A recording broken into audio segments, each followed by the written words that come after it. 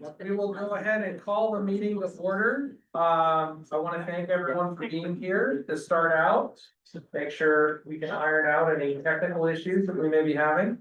So typically, as we always start at the beginning of a meeting, we start with an affirmation, then go to a roll call, have a public comment period. We'll have a great presentation from Administrator West and then an announcement of future meetings. So starting off the affirmation. We would like to thank everyone for their time, effort, and participation in our work before us today. We want to recognize it is very difficult and important work, and we appreciate and value the perspectives and professionalism that everyone brings here today. Thank you. So roll call. Sarah Merrick here. Yay, we're all here today, almost. Sarah Duckwall. Present. Strickland. Present. Ryan Hurd. Margaret, what else? And Stacy Llewellyn is not here with us today. Lauren Rowley. Present. Richard Priest. Present. Emily Brennan. Here. Yeah. And Kim Celeste. Present. Oh. Is Sean O'Day with us? I am. Hello, everybody. There he is. Oh, I can barely hear that. Okay, we'll fix it. Interim Director O'Day is with us. Great, and that sounds like a quorum, so we'll go ahead and get started. So typically at this point in the meeting, we hold open for any public comment. If there is any public comments, any specific questions or ideas, this would be the time folks can kind of voice that or anything that they want to talk about the presentation, the meeting that we have before us. I'm assuming not, but holding the space open for just a moment. We always try and be accessible. So if folks have questions or issues, that this can be a forum that they can bring that forward and call upon our wonderful staff supported DCBS for their wisdom and kindness. Not seeing or hearing any. Next up on the agenda, we have a presentation about the Management Labor Advisory Committee, also called MLAC, from Administrator West. Thank you. So thanks, everybody. I'm gonna probably talk to more of this group. No offense to this group. So I'm Matt West. I'm the Administrator of the Workers' Compensation Division. Thank you for joining us today. In a minute, I'm gonna tell you why this should be of interest to you, or why we're glad that you're here. So first, I just wanted to thank our sponsors. So as we mentioned, to try to get people in the door, there's gonna be food and drinks afterwards. We'll get to that, but so the number of organizations helped sponsor this so we could provide that. So Associated General Contractors, Save Corporation, Smart Local number 16, CIS, SMACNA, Oregon Southwest Washington, and then Iron Workers Local 29, all sponsors of this event. So I just wanted to make sure I thank them before we get started. And I'm going to give a brief, I'm sure history was everybody's favorite topic in school. So you probably want me to just talk for the next hour, but I will give a very brief history of the Management Labor Advisory Committee, what it is, how it kind of came to fruition, and why it's an important piece of what we do, and why you should care as a citizen of Oregon. So one of the unique pieces of Oregon's workers' compensation system is the Management Labor Advisory Committee, which provides a forum for business and labor to meet, to explore, discuss, and talk about issues within the workers' compensation system. So the history part. So 1990, Oregon was one of the most expensive states for workers' compensation in the nation, 6th most expensive state in the late 80s or early 90s. So the governor at the time, Governor Goldschmidt, invited a group of workers and employer representatives to Mahoning Hall, which is the governor's residence, to help fix the broken workers' compensation system. And these changes that we're going to they're referred to as the Mahoning Hall reform of the workers' compensation system. So the group met for a few days, developed had a bunch of recommendations, and then those recommended changes were adopted by the legislature in a special session on May 7th, 1990. I remember when I was in 6th grade, we all got around the TV. 1990 to watch this. But Still very important, sure. Anyway, so there's your little history trivia. Next time you're at, a party, be like, hey, you know what the Mahoney Hall reforms are? And, so you're welcome for that trivia. So, they really, these reforms really transformed the workers' compensation system, and it has made it one of the most successful in the nation. Currently on the lower end, we're down the 14th least expensive system in the nation. And that hasn't been at the expense of, not providing benefits for injured workers. So we have a very good balanced system in Oregon of making sure that costs are affordable for employers and that workers, when they are injured, are taken care of. So some of the most significant changes that came out of those reforms, the creation of two offices, the Ombuds Office for Oregon Workers, and the Small Business Ombudsman, and they are, so the Ombuds Office for Oregon Workers, advocates for injured workers, and we actually have our Oregon Worker Ombuds, Barb Anderson, in the back there. So she's here. Her office came out of that reform also, and then Caitlin Breitbach here in the front row. She's our Small Business Ombudsman, so businesses can go to her if they're having issues within the workers' compensation system with their premiums or whatever, and she can be there to help them. And same with Barb in her office, helping out injured workers, help to navigate a pretty technical workers' comp system. And then also what came out of those reforms is called the Preferred Worker Program, which is a Return to Work Assistance Program for injured workers. Hopefully you had a chance to attend. There was a great presentation earlier this morning about that program. It really helps businesses when they're returned with their light duty, incentivizing return to work, and then getting workers back to work as soon as possible. We have Charity and Zoe both here representing the Preferred Worker Program and Employer Injury Program. Celebrity row right there. So they have a booth downstairs. If you didn't get a chance to go to their presentation, want to learn more about those nationally recognized return to work programs. Other states, I get calls often from other jurisdictions asking about Oregon's workers' compensation or Oregon's return to work programs, how we fund them, and the success rate with those. So, and then the formation of the Management Labor Advisory Committee, or MLAC, came out of those reforms also. So the committee is made up of 5 labor representatives and 5 management representatives who provide advice to the Oregon legislature and the governor about legislative and other proposed changes to Oregon workers' compensation system. So if a bill to change the workers' compensation law is introduced, it's most likely going to need to come before MLAC before it gets serious consideration over at the Oregon legislature. I had the pleasure with Workers' Comp Division. We had 2 bills this last session. Was able to come work with the committee on getting our bills passed. And I like to refer to, if you get the seal of approval from MLAC, it's like the Willy Wonka golden ticket. It's go over to the legislature and say, yeah, this is a really technical bill. Look, MLAC supports it. So you should. And they take it seriously because this group, it's a balanced group, right? 5 from labor, 5 from management. And they're really looking at what changes, when changes are made that it doesn't disrupt that balanced system that we have.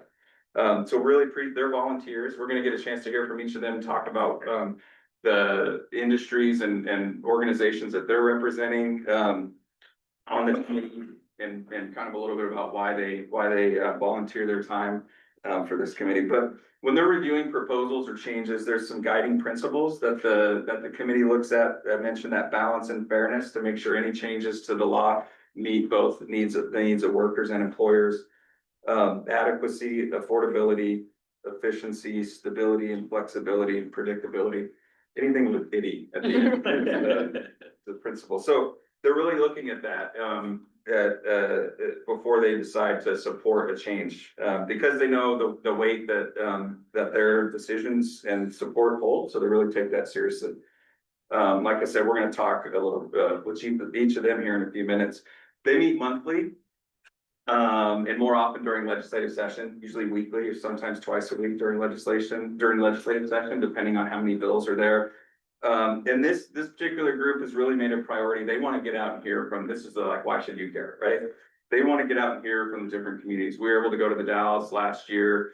This year we're here in Central Oregon. Our partners with COSHA were kind enough to allow us to kind of piggyback onto the conference, take advantage of the fact that you guys are already here talking about workplace safety. And there's a real tie-in between workplace safety and workers' compensation. So they want to hear from you. So it's gonna be a town hall style meeting where, we're gonna hear from them and then there'll be an opportunity to ask them questions. Anything related to workers' comp, like what you feel like's going well, if there are pain points that you'd like the committee, like, hey, you know what's really tough about workers' comp, this, and then, they can put it on their work plan, as something that, to talk about. So they really want to hear from you, which is why we're here. And we, bribe you with booze, so, and food.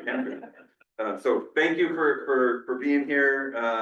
We have each caucus, the labor and management has a co-chair. And so we're gonna hear first from, management co-chair Patrick Priest, and then labor co-chair Scott Strickland. We'll have them introduce themselves and talk a little bit about, who they are, who they represent, why they serve on MLAC, anything else they want to talk about, and then we'll go around and meet the others. So thank you. Back to you. Great. First. Not really. I didn't really prepare anything. Thank you very much for that introduction. Thank you everyone for coming. So I serve on MLAC and so we attend these meetings, monthly. And they're virtual for the most part. There's a lot of people on the line, but we don't get to see them that much. And we do things that are really, I think, important, to everyone in Oregon, and it seems like we do it in a vacuum. So we talked about going out, and last year our meeting in McDowell's, we lightly attended. And so it's nice to see people here, so thanks for showing up. So, I'm Patrick Priest, I'm the co-chair of the committee that represent the management side. I work for CIS, and CIS is a risk pool. We insure, we're a self-insurance organization for cities and counties in Oregon. And almost all are members of our program. And so we work with SAFE for workers' compensation, but we insure all of them. And so we work with cities and counties. And one of my employees is here, Dustin, in the back, who's attending the conference. I was wondering who comes to the conference, and now I know. Works there at CIS. So I am on this committee because my predecessor, as executive director of the organization, was on this committee. And so as she retired, she said, you should do it. And so I did. And I work with workers' compensation, so it's an area that I'm somewhat familiar with. But you really dive deep into it when you get onto this committee and think of nuances I never thought of before. And it is really complicated, and I feel like I stick around because it seems like really important work, and all the people here take it real seriously. And I feel real proud of MLAC and the fact that it's equal, management and labor. And I really feel sometimes our decisions are political, or we hear the political things, but for the most part, it's practical. And it's about what benefits workers. It's like something that you're helping people. And being a management representative in my family, there's a lot of small business owners. I have a history of that. And so helping those people, who are people too, is something that is very rewarding. So that's why I'm doing it. I don't know, is that everything I needed to do, or there's no expectation? Drink you later. All right. You only get one drink. You set a high bar, Patrick. So, yeah, Scott Strickland, labor co-chair. Also, my day job is a special projects counsel for sheet metal workers level 16, which is sheet metal workers. They do HVAC, there's some exterior metal work that's done. And then we have a production kind of industrial fabrication side as well. We represent about 2,000 members across most of Oregon and a little chunk of Southwest Washington. The reason why I got to MLAC actually, when I was working in the field as a construction worker, had a workplace injury, went through the process, had to enroll in an MCO, had, all of the fun that one can have in work comp before being declared medically stationary, and having the claim closed. Although I guess it wasn't denied. So that's the one hiccup that folks typically run into or can run into. So kind of going through that whole experience, and that was, went to law school, went back out and worked construction after law school, and that's when I faced the injury. And so had that kind of experience of saying, look, I don't have any barriers in native English speaker, have competency from law school and all that, and the system was still nearly impossibly difficult for me to navigate, even with all of those sort of advantages in my favor. Personally, so I had a friend from law school who was working as general counsel for the electricians, local 48 at the time, who invited me down to come to an MLAC meeting, and so I think I showed up in my t-shirt and boots and was invited up to sit around the table as they were discussing a legislative concept, and got engaged in the discussion, and got a taste for it, as you can tell, and I think was appointed, I don't want to say 2020, end of 2020, formally got on as a labor member, and shortly thereafter became labor co-chair. And I think that was it kind of really telling of the MLAC experience, that there's this, as Patrick mentioned, everything is political in a sense, but we try and really look through a more practical and collaborative lens that Administrator West mentioned earlier, of kind of keeping the balance within the system. And the decisions that are made, how can we sort of advance that through the lens of workplace safety generally, which is, why I think everybody's here at this conference. To have a really kind of move beyond the political in a sense, and have a really robust and impassioned discussion and decisions at times, but make sure that those are grounded in sort of the understanding that the system has to operate for everyone. And I know I'm a broken record in part on, once the loss has occurred, once there's an injury, we want to avoid it being a zero-sum game, but in a sense it is, and it's an allocation of risk and cost at that point. And there are a lot of times where we try and frame the discussions and can really, prop up the organizations that do the work to make sure that the injuries don't occur in the first place. And whether that's, industry partners, whether that's safety experts, a lot of times insurers hire them, or a variety of the workplace protection laws and things that we can dive into. It's really fascinating work to me. Given my personal experience, I had a bit of a taste and a background, but as Patrick mentioned, this is an ocean of knowledge that I am awash in at all times. So it's really interesting to see the different stakeholders come up and present issues, and really get to dive deep into those issues and try and make the connections to make something work where there may be an issue or something that we could do better. I think that's Great. Yeah. Yeah, I mean, if we just want to go around the table, just Sure. if similar kind of your, a little bit about you. Sure. I'll try and keep this a lot shorter. Dylan Bulling, I'm the political director for the Iron Workers Local 29. I'm only here because they denied my workers' comp claim. I'm getting Ironically, after getting on MLAC, I was actually in a car accident, and I've gone through the process, and it's actually been great. Not safe and sure. Twice.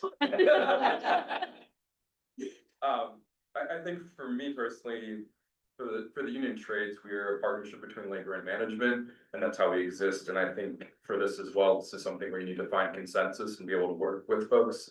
Iron work is inherently quite dangerous, and members get hurt on the job no matter what you're doing. Human error happens. So we've had a lot of experience helping members with claims.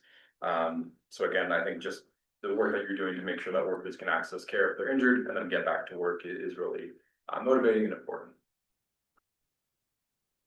Emily Cronin, I'm a registered nurse. I'm a nurse practice consultant for the Oregon Nurses Association. I myself don't represent all 25,000 members that we have, but I work with a big group that does. Having a background in healthcare and sort of in the nursing profession, I have been an injured worker now in the state of Oregon, but I recognize that even those who work within the system can find it really challenging at times.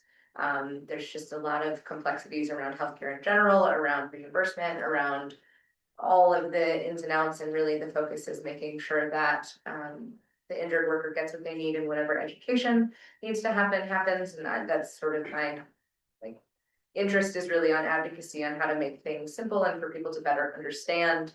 And then just to be able to provide any sort of care background or nursing perspective to anything that we do, I think is really important, because a lot of the people that are stakeholders within the workers' compensation system work in that healthcare setting. So, yeah. Hi, my name is Kim Schlesinger, and my background is occupational health nurse practitioner, and I've worked for Samaritan Health Services for a little bit over 30 years. I was their employee health nurse practitioner for the first 10 years. So I actually treated our injured workers, And then I moved into more of a leadership director role to kind of oversee all of our employee health and employee safety, and that included workers' comp. So I had the worker comp coordinator position under me, so I was very familiar with the hospital worker comp insurance. I, worked with, managers as well as injured employees. And then we also, worked with Sept very closely, and we worked with the brokers. So I have a good, I felt, background in workers' comp. And somehow, I got an email forwarded to me from my boss, who was the head of HR. And Terry was looking for someone to fill in. I think there was a vacant management position.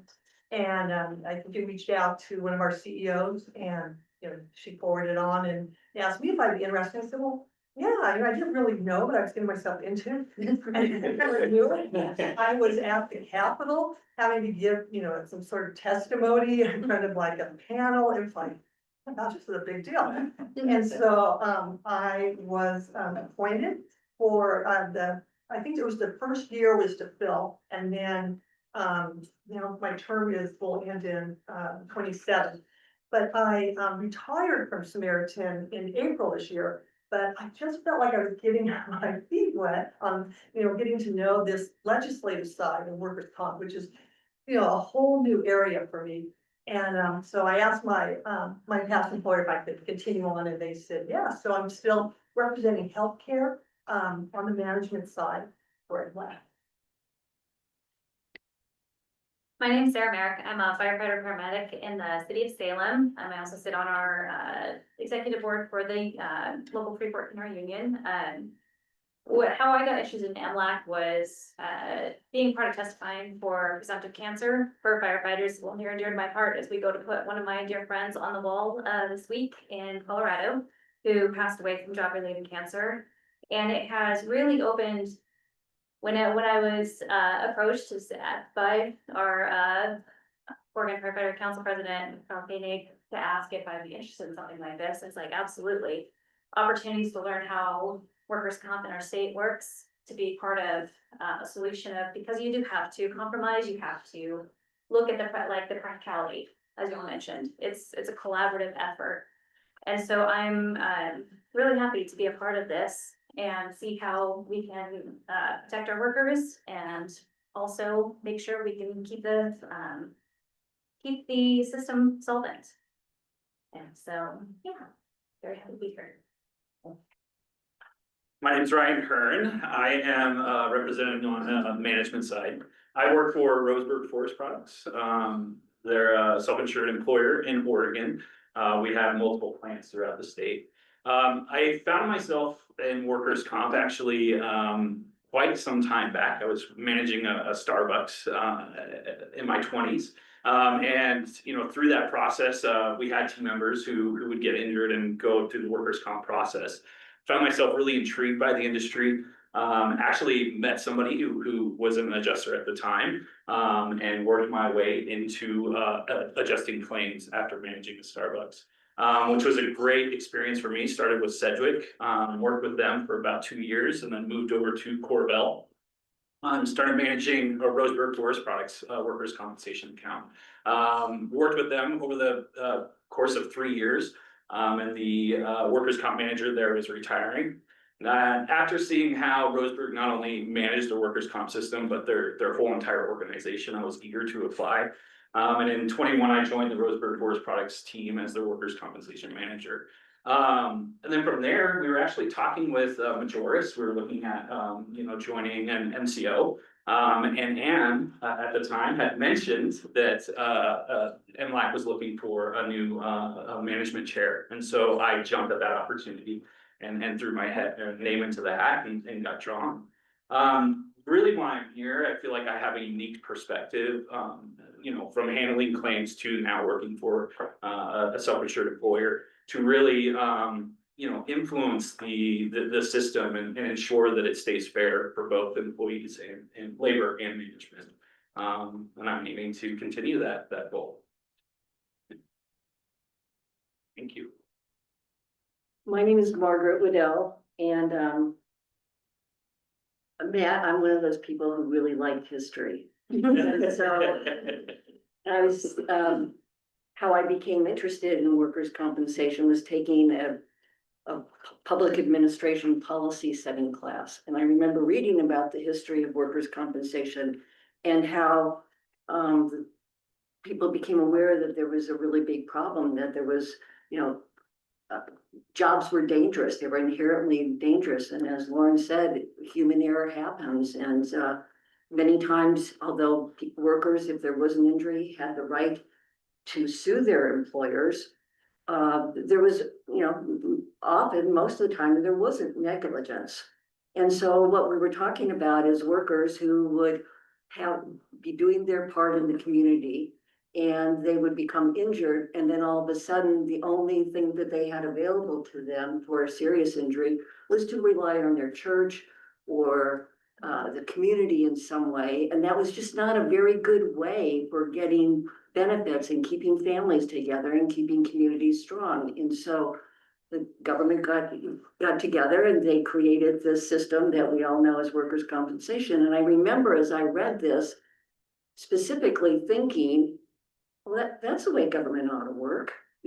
Identify a problem and get people together and see if you can't find a solution. So I thought that was the way the government worked.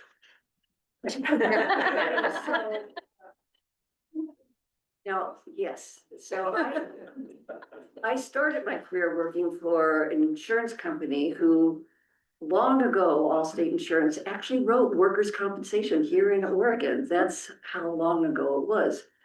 So, and unlike Matt, again, not being in grade school with Mahonia Hall, but I was actually working at the largest claimants firm in Portland. Some of people still might remember the Posey, Wilson, Atchison, O'Leary. Okay, thank you, Greg. So, so I represented injured workers for quite some time, and then I spent the last 10 years of my career as a member of the Workers' Compensation Board. And so I retired, and then when I was retired, I did a little bit of consulting for labor and on workers' compensation policy matters. And from there, I was approached to work on MLAC, and I consider it a privilege. Absolutely. Great, maybe. And then Sarah online. I thank you. I apologize for being on video versus being in person. I had a really important doctor's appointment with my father today. So thank you for allowing me to join virtually. My name is Sarah Duckwall. I work at a family business, my family business, Duckwall Fruit. We've been a pear packer for 106 years. And so we represent the manufacturing side of the fruit industry and the ag industry in general. On a personal note, we have amazing employees that sometimes also get injured. So being able to support them through that process and understand more about it, being a part of MLAC and working on the fair and balanced system is extremely important to us as a family and as an industry. So thank you for allowing us to be here and for me to take part in MLAC. Thank you, Sarah. And then just so all the people you just heard from, governor appointed to the committee, confirmed by the Senate. So really happy that they volunteered their time. And as you heard from diverse industries representing, so it's really, we get that the unique perspectives, which is huge. Another ex officio or non-voting member of the committee is the director of the Department of Consumer Business Services, which is the agency that our division and that OSHA is in. We're in the same agency. And so Sean O'Day is he's the interim director and ex officio member of MLAC. So I'll give Sean, if you can hear us. I can hear you, Matt. Can you hear me okay? Yeah, go ahead. Awesome. Well, hey, much like Sarah, apologies that I can't be there in person today, everyone. Some of you know, now all of you will know, in addition to being a state employee, I'm also a military reservist, and I happen to be on the East Coast right now performing military duty. But this meeting was important enough for me to carve out time in my evening to be able to be here with all of you. So as Matt said, the director of DCBS by statute is an ex officio member. officio being a, fancy Latin word meaning of the office. So whoever is the director of DCBS serves on this committee. Although Matt is the WCD administrator, is fully empowered to be able to administer the program and make executive level decisions. I think the reason why the legislature put this position on the committee was just to help keep awareness at the director level of the various issues that injured workers and employers are facing in navigating the system. And it's a really important perspective, I think, for the director to have. A little bit about myself. So over 25 years in public service, most of that was in local government as a city attorney, city manager, did a little bit of time with the League of Oregon Cities, where I worked very extensively with Patrick's organization, City County Insurance Services. So I have some familiarity about workers' comp and the system. And it's just truly an honor to be able to be here with all of you tonight, even though, albeit virtually. Thanks, Sean, and thanks, everybody. And I just wanted to also just recognize, so the Workers' Comp Division, while we're not, part of MLAC, we help support and run the show for them. So Terry Watson here is the administrator. She administered administrator of the committee. And then we have Baba and James who are here providing technical support. So wouldn't be able to do it without them, play a crucial role. So we have a few minutes and the committee was really interested in call it a town hall style meeting, but I have some canned questions I can ask to get the juices flowing. But if anybody has a question for the committee, raise your hand or whatever, or let me know. And yeah, they want to hear from you, not me. They see me and them. So anything come to mind right away? Not all. I'll start. I'm excited to hear about managed care and providing more options for our workers to get quicker access and then turn around and get treatment and back to work as quick as practical. And so we being the fire service, our claims history and things are always about getting back to work and dealing with our own health trust ourselves, both retiree and active. We know the management of health insurance can be done by people other than the big three, and maybe adding more. I didn't mean that to sound like pejorative, but being able to move our property forward to treat workers faster, to get them more options for treatment, and then back to work is very important to us. Yeah, thank you for sharing that. And, I'll bring up, and then if anybody on the committee would like, access to care is a hot topic in workers' compensation across the nation. And we participate with several other, with almost every other state, and it's something that they're grappling with as well.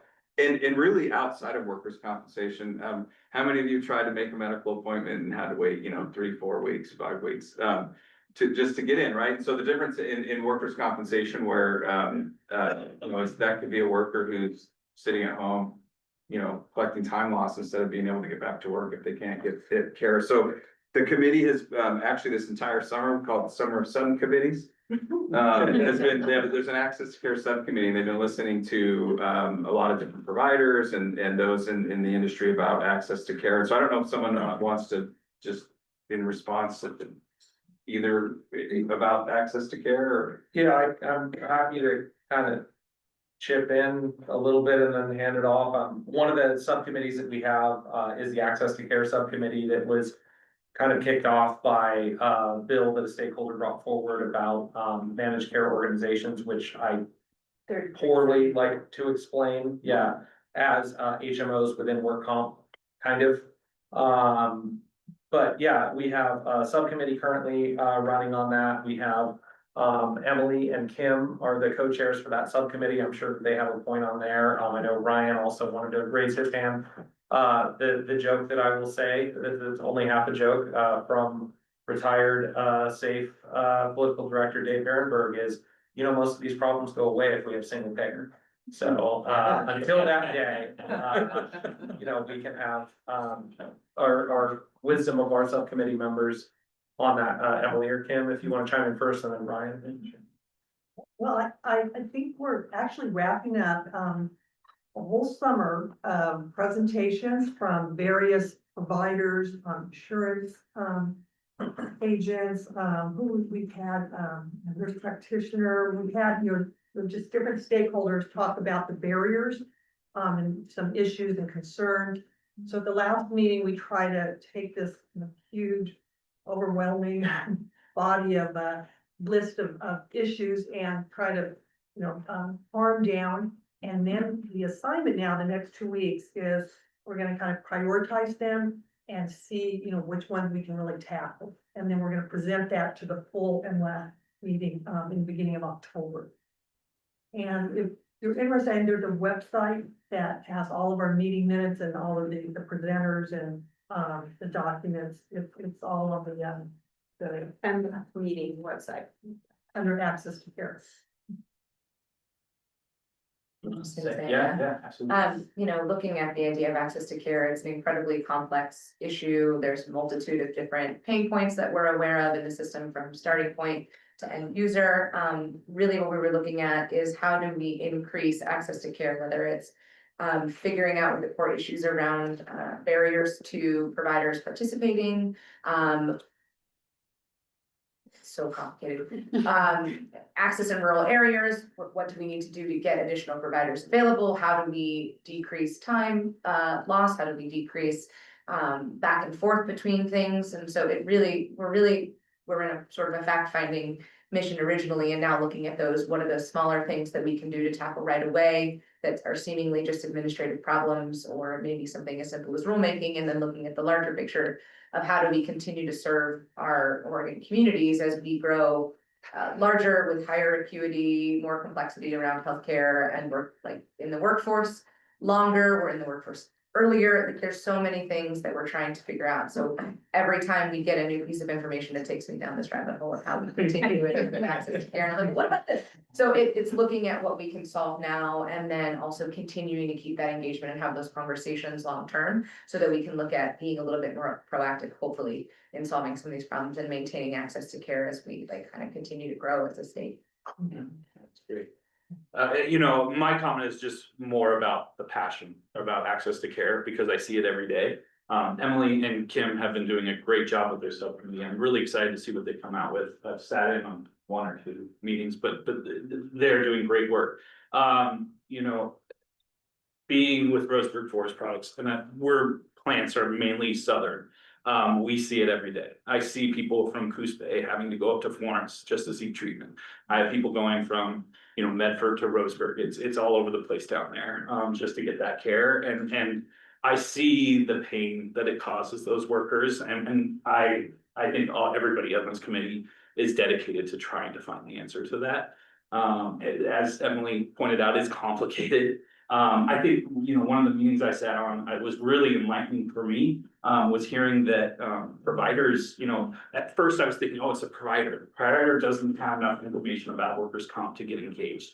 And really what we're hearing, or at least in that meeting, was that, the bill processors are really where it starts, right? Because if you can't process the bills, they're not gonna get paid. And teaching them, right, the people at the ground level, how to access workers' comp as a provider, I think is a huge ticket for us to correct some of that access to care issue. Yeah, I would just say that, the access to care issue isn't only for the workers' compensation system, right? Like, we understand in Oregon that the healthcare system is really, really complex, and we're continuing to see a lack of providers and a workforce shortage. And I'm a nurse. I work in advocacy for my nursing and my other clinicians. And so there's just so many layers to maintaining access to care, because it's not just having a provider within a reasonable distance, but a provider that understands the system, that understands the type of workers that they're seeing, the type of injuries, what the recovery process looks like, working with other providers. It's just really, healthcare is complex. But really looking at what access to care means and what the intent of access means, and how do we then maybe set up ourselves for success and become the model for the larger healthcare system. Is my own personal pipe dream. Is how we can fix it here, that maybe we can fix it in other places too. So I also care very much about access and the true meaning of access, which just isn't walking through the door, but being able to be served and seen the way that you need to in order to be able to get back to work. Thank you. Thanks for bringing that topic up. So while we're on the topic of subcommittees, like I said, some are subcommittees. The other subcommittee that MLAC has been meeting over the summer is on temporary disability rate for injured workers, currently 66 2/3. If someone's injured, that's the rate. And is that, you know, an adequate amount of income replacement for lower wage workers while they're, you know, receiving treatment? And so I don't know if Scott or somebody wants to talk about the work that subcommittee's doing. Yeah, so that's been an interesting one, and that's kind of the interesting nexus of MLAC not being, I don't wanna say not bipartisan, it's multi-partisan, I guess, where you have this really interesting kind of collection of stakeholders that come forth and bring issues that are identified, where there may even be policy agreement on some facets or a sort of policy goal may be agreed upon, but the implementation is the discussion piece on that. So that was another one. We had a stakeholder bring a bill forth last session, that MLAC agreed to kind of, I don't wanna say devolve, but, submit to a subcommittee. Where there could be some more focused, kind of data-driven analysis of the issue. Some great presentations on the history and the data and other things from our friends at, WCB and DCBS.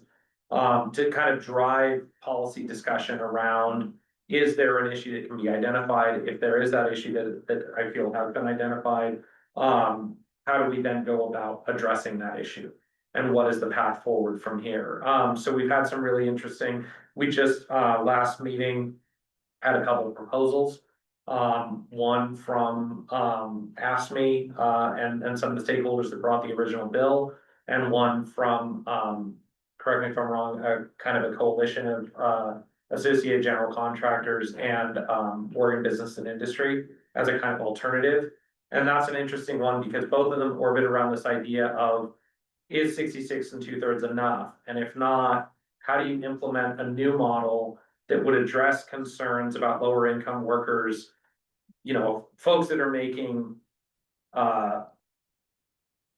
what is commonly subsidized by other programs like food stamps and other things like that, you know, maybe above minimum wage, but is definitely low income. Originally, a lot of the wage replacement was orbiting around this idea of kind of replacement of after-tax take-home or something that would resemble that. Well, folks that are on lower income, you know, tranches of lower income aren't taxed at that 33 1/3% tax rate. It's actually much lower. So is there an impact or concern with lower income folks suffering a 15 or 20% penalty in their take-home pay if they're to file or continue a claim? And so kind of discussing that and saying, look, you know, the idea of work comp is to have it be the exclusive remedy. And so if you have this huge kind of economic deterrent for filing or continuing claims, are we risking kind of jeopardizing that exclusive remedy way forward, especially with some of the other programs that have come online somewhat recently.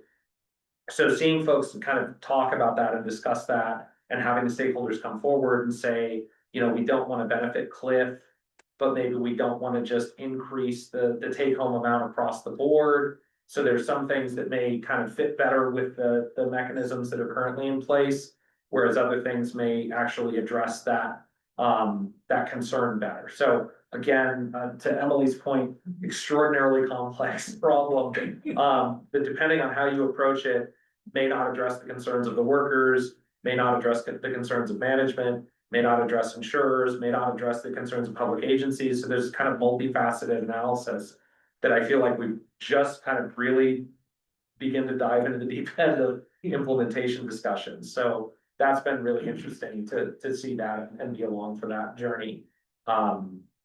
Stacy, who's not able to be present, is the co-chair. I'm the labor co-chair for that subcommittee. So would welcome anybody in the audience if you would like to come to our next subcommittee meeting or view the MLAC website. Again, in the 2025 meetings link, the two subcommittees are right at the top, so you can see just what those subcommittees have addressed. Great. And I'd love if we make summer of subcommittees teams. And then workers' comp is cool would be after that. 'Cause Yeah. Really trying to make that stick. Any Other questions? Anybody unrelated, related to that? Yeah, Dustin. I hear a lot that, how complex the system is, and you give very thorough, history with Mahoney Hall and whatnot. It's been 35 years since those kind of wholesale reforms. Have there ever been any talks, and I think, Emily, you mentioned with the complexity of healthcare and that intersection with the complexity of insurance, and have there been any conversations of revisiting, not necessarily Mahoney Hall, but doing something similar? I mean, whether on a targeted or wholesale approach to try and simplify the system, if that's a deterrent for more doctors wanting, or doctors, specialists, healthcare professionals wanting to stay in the system. Is there anything, have there been behind the scenes discussions? Is it worth considering? Is it feasible to consider something like that? I'm just curious if that's something. Great questions. Not that I've been involved in. I think the purpose of kind of the formation of MLAC is to keep that policy discussion ongoing. So since the Mahoney Hall reforms, there have been, a number of changes to the workers' compensation statutes in the last 35 years that have gone through MLAC to try to strike that balance. But not a bad thing to think about if there's, some of these meatier topics. Does it call for like just bigger reform? Well, I think that's a great question. I think, and I would second Administrator West's perspective on that, that part of the idea of the Mahoney Hall reform was to set up the system to where you wouldn't need that big of a kind of groundswell change again. And by having the kind of diverse background that we have on the council in terms of an industry perspective, I think that we're able to kind of draw stakeholders into the discussion, partially through having meetings like this, partially through, the folks that all of us have bumped into on our travels to the point of sitting in these seats. But we'll have stakeholders that will bring these topics forward, and through the MLAC process, we're able to really kind of flesh out the idea and address the concerns and try and delve deep where there's a data need. We're able to kind of direct and foster and encourage that. I don't view MLAC in the same way that you would see kind of a legislative, committee or subcommittee or anything like that. I think we're much more of a facilitator role. Is what my experience has been, and that we kind of try and bring in stakeholder engagement and stakeholder ideas and then move forward from there. And to kind of foster that discussion and debate and empower the stakeholders to direct a lot of that need. Because as we've all said, this is complicated. I understand, this piece over here, usually, to some extent, and that's about it. So it really is dependent on, and we'll have an upswelling of stakeholder interest in an issue. And there may be a work comp board decision or a case that kind of changes a perspective on an issue or a definition. And a lot of times there'll be interest in kind of addressing that legislatively. And that's what then comes through MLAC, and then we, go through the process. Whether that works or not, let everyone be the judge, but that's the kind of idea behind it. Thanks, Scott. We have a few more minutes. Any burning question? Yes. I just wanted to piggyback on what the gentleman said about access to care.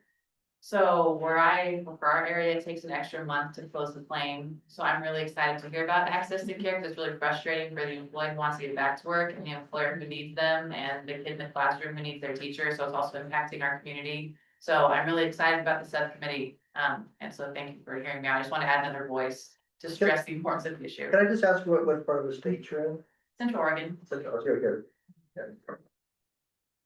And thank you for coming. I think that's one of the reasons we wanted to have these meetings we say in the field, outside of Salem, is to get an opportunity for folks to come in and see, hey, there are these issues. We are taking them seriously. We're trying to address them. I think there's some stakeholders that have brought forth recommendations and possible paths forward to address a lot of those concerns. And I think something, I don't know if it was Kim or Emily, or maybe Ryan touched on it, was the idea of, when we find solutions that may work at work comp, they may work in other industries. I think the joke that we made about, when we solve the rural provider problem, then we can, let the state bar know and let everybody else know that's kind of struggling, grappling with the same issue. and not to make light of that, because it's a critical problem that needs to be addressed, but I have confidence that, you know, we have a good team here that can kind of help provide an opportunity for that discussion to continue forward, again, in a way that's, you know, mindful of the needs of the community that is being served. Oh, sorry, I'll just add, you know, on that comment of coming out and being here, we really appreciate that. Yeah. I think also, you know, this is us extending ourselves to you guys and putting faces with the names. Inviting you guys to join us at our monthly meetings and, you know, virtually, I know you're in Central Oregon. But, you know, join us virtually, speak up and let your voice be heard, saying that to everybody, you know, out there. So, it's important to get everybody involved and to bring those ideas forth. So thank you.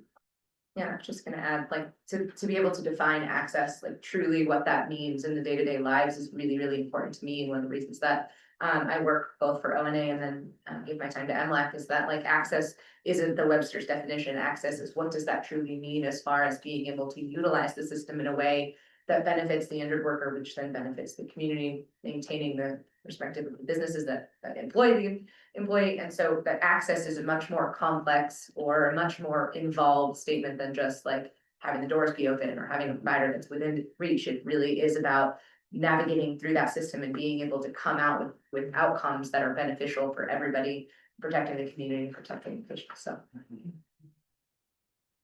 Great, thank you. Anything else? Any other questions?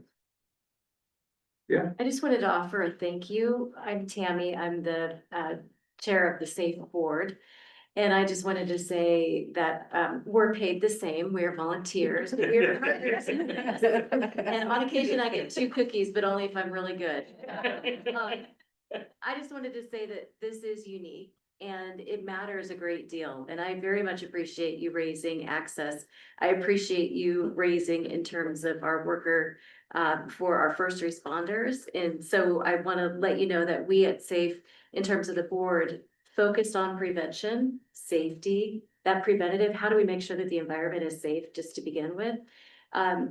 The head is connected to the rest of the body. And so your mental wellness is just important as a physical wellness as well. And so what are we doing in terms of that type of access? How are we as an organization modernizing so that we have the individuals that can recognize that as we're processing claims and et cetera? The entire healthcare system is changing. And with Medicaid, I am in one of those magic 8 balls in my office and I shake it and I don't know if anybody else has the answer, but you know, the getting people back to work, that's also a mental wellness piece too. And so I just wanted to say that we care deeply about this work as well. There are 5 of us and we come at it from different perspectives, which is great. But we want to make sure that you have a financially sound, modernized organization that is able to weather these challenges. And so I just wanted to say thank you so much for your work and for the commitment that you've made on behalf of Oregonians and even others that have, have us as their coverage as well. But it matters a great deal. And I just wanted to say thank you. Thank you, thanks, Sam. We're at 5:30, was that when I could ask questions all night? Yeah, so thank you, and so we're gonna wrap up the meeting here in a second, and then next door there'll be some beverages and some appetizers. I think the committee's gonna stick around and would just like to chat with you, so please, you know, stick around and socialize for a little bit. Yeah. And yeah, I just want to say thank you to everyone. As Ryan mentioned, we do have a really good virtual presence in most all of our meetings. And we do have that public comment section in the beginning. Terry and Baba also do an amazing job. If you have feedback or ideas or comments that you want kind of submitted and written, they always make it to all of us. A lot of times they land on the webpage as well. So there's a lot of different ways that you can engage, not just through another stakeholder, you know, folks do it themselves. We've had, you know, injured workers going through claims kind of show up and talk about issues. We've had, I think, you know, employers show up and reference concerns, and MCOs give reports and other things like that. So it's a, you know, kind of interesting, robust little microcosm of the law in Oregon. So thank everyone for attending here. 2 upcoming meetings that I see next on the agenda, October 2nd. And then November sixth, both of those are virtual, and we try and have a quarterly in-person meeting. So that most of the meetings are virtual, but then we do have these kind of quarterly check-ins where. We all make a point of trying to be able to show up again, we're not always able to do that. But to have that opportunity to have that presence, have lovely donuts as well. And have that ability to kind of mix and mingle and talk to any folks that may not be as interested in, coming forth on the record. But still want that access and ability to touch base. So, thank you all, and thanks to the staff for migrating out here, and thanks to everyone else. See you for snacks and something to sip on next door. Hi, Sarah. Thanks, Sarah. Bye, Sarah.